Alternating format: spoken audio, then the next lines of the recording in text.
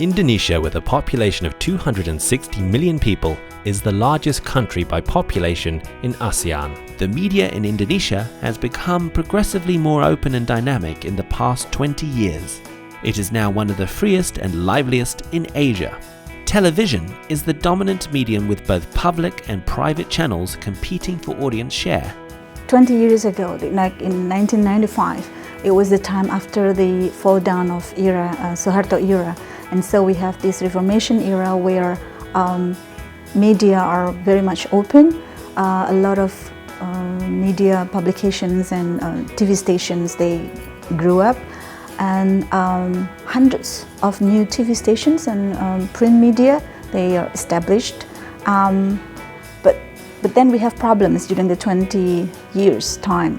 It's no longer the freedom of press, but in terms of the concentration of ownership.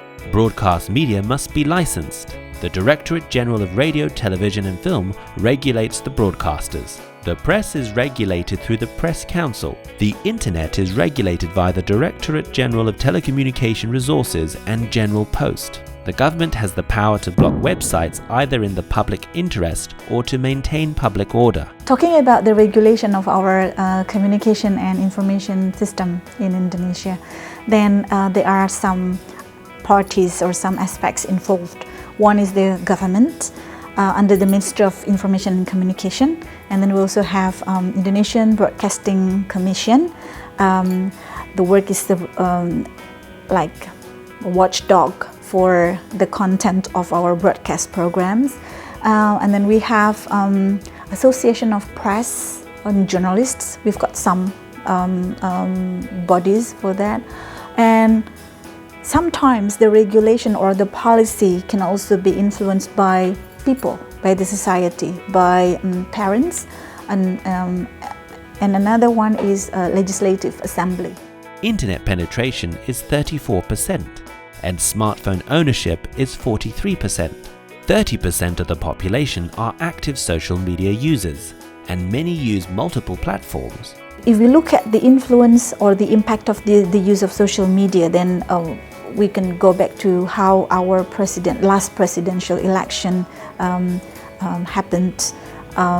Majority of people were influenced in their votes because of this social media. And then even some policies or some regulations are also getting impacts because of the social media.